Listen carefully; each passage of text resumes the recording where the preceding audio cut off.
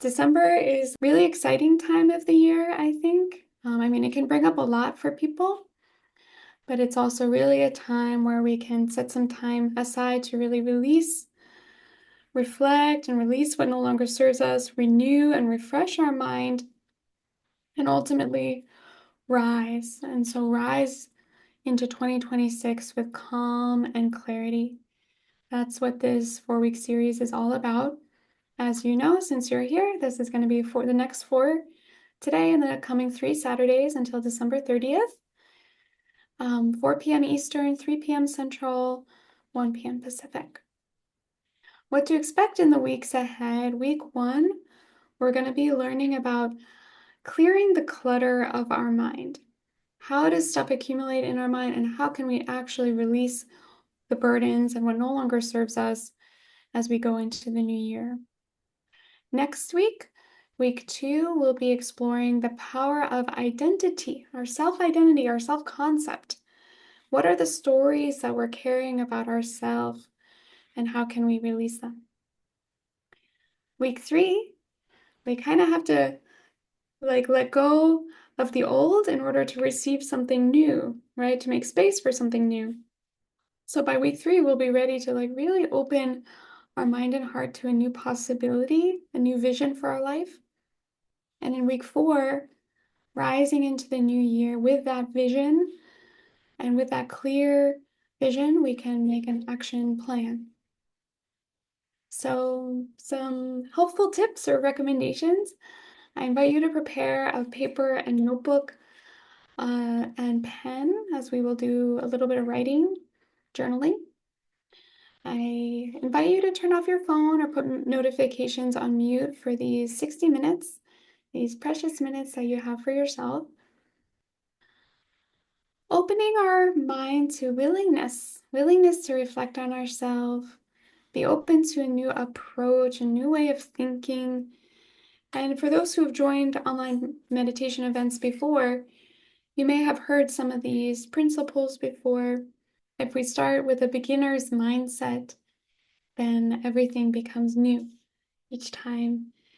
And this series, as you saw, is kind of progressive, or each class builds on the last. If you do miss a class, don't worry, we'll send a little email recap. But again, if you are able to join all 4, those who attend all 4 sessions will be entered for this giveaway of a free habit tracking journal. So I'd love to hear from you now. And how many are we now? How many of us are here? If you could sum up 2025 in a single word, if you reflected on this last year, what would your word be? If you feel like 2025 has been hard, I am so grateful you're here. You're in the right place. Whatever has happened in 2025, there might be a combination of what we would call good things, positive things, and what we might call bad or negative things. Whatever case it may be for you, we will be able to learn how to move forward with a resilient mind. Yeah. And with hope. That's really what I hope we can all take away from this time together, is hope and clarity for our life ahead. Now I'm going to share an overview of one of the principles of our meditation, which is that the human body itself functions just like a camera. So whereas on our phone, we're carrying around these camera devices all the time, we can snap, point, and shoot a picture anytime we like. Actually, our body, with all the 5 senses, our eyes, ears, nose, mouth, and physical body, are always taking in the world around us and storing it in our mind, just like images on a movie film. So all the things we've seen, heard, tasted, said with the mouth, smelled with the nose, and felt, both internally and externally, throughout this whole year, are stored and imprinted in our mind. We've taken in all the experiences, stored as pictures into our mind, just like images on a film. However, whereas on a camera, that's just the images, In our mind, it includes lots of thoughts and emotions as well. We've been recording our whole life, actually. This body that's a camera has been on every single day, our whole life. And again, these pictures create all kinds of thoughts, feelings, worries that overlap the world.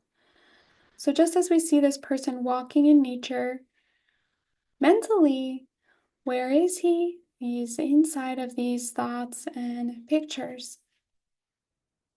Another one you may have seen, this is kind of a popular cartoon, mindful or mindful. Whereas the animals, what do they have in their mind is just that moment itself. Where are they living? They're living in the world itself as it is. As humans, because we capture these pictures in our mind, and these pictures accumulate, even when we want to be present, unfortunately, with all these pictures in our mind, it's very hard to do so. So these pictures carry all kinds of, again, stress, pain, and burden. So what we're going to be able to do is reflect on what are the pictures that we have. What is the version of myself that I see in all these different diverse experiences we've had in 2025? What kind of thoughts did we have at that time? We'll be able to see that these pictures do carry, unfortunately, a lot of negative emotions, shame, guilt, resentment, regret, and all sorts of unhelpful narratives. This means the stories that we kind of repeatedly tell ourselves. Oh, I'm just not good at this. So we have these unhelpful narratives, limiting beliefs that we use these pictures as evidence for. Even if we want to face our life positively, it is again very difficult to do so with these pictures clouding our mind. Is any of this resonating so far? You can give a thumbs up or type in the chat. Yeah, these pictures create so much burden in our mind. Meditation actually is the process of cleansing and emptying the mind of these pictures. Not simply because they're negative and burdensome, though they are, but because when we look at the perspective of right now, what exists right now, what exists is the world as it is, but we're living with all of these pictures, copies, recordings of the past, which actually don't exist right now. They feel very real to us when we're in them, and when we have the attachment and emotional grip of them, they feel very real to us. But in fact, they do not exist to anyone else.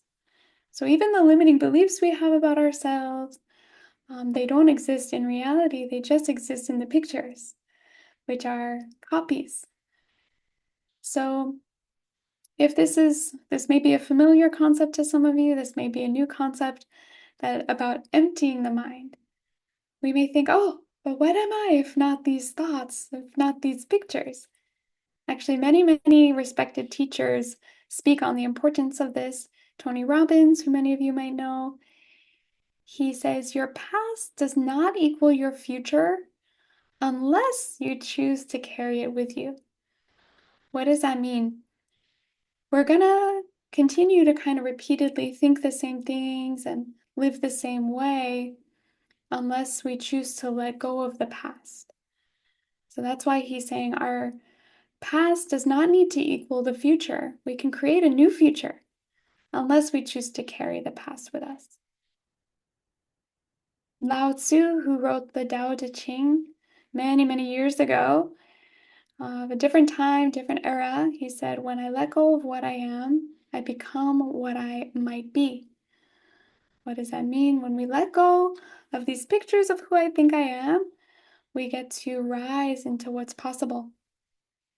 Margaret Atwood, an author, says a blank page is an open door. Again, possibility exists in the empty page. So all of these point to the importance that emptying is the first step before we can even create a vision and a positive plan for our life, we have to first empty out and cleanse the past. We're going to take some time to journal and reflect on 2025. So I'm going to hand it over to Dr. Yu, who will guide us through this portion. Okay, great. Thanks, Pam. As a psychotherapist and also as a psychiatric practitioner, I really do recommend using journaling. I always encourage my patients to use this wonderful tool. So any time of the day, you could do this, right? Why is it important? Because it increases your self-awareness. It really helps you to kind of check into yourself and see really what's going on inside of you, right? Quite often we're very busy going through our daily tasks, going here and there. We kind of like forget about yourself a little bit. So when you do journaling like this, you kind of have a chance to kind of sit down and look inside yourself and start to really notice all that clutter of your mind. You can start to organize your thoughts, your emotions. When you do that, you could really decrease your anxiety. It can definitely increase your focus, your clarity. It's a great tool. So let me just share with you these three questions we're going to consider for today. So first question is, what are some of the most significant moments of this year, 2025? So both anything that's positive or challenging, okay? And number two, how have I grown in 2025? Or what did the experience teach me about myself? What am I grateful for? Number three, what resentments, worries, or disappointments do I want to release before stepping into next year, 2026? So just consider these questions and start to jot down whatever that comes to your mind. Okay, just jot it down on your notebook. If you don't have it, you could use your iPhone, your smartphone, and start to type in. So we're going to have some nice music playing as you do this exercise. Great, thank you. Yeah, we'll take about 8 or 10 minutes for this, so you'll have some time for each question.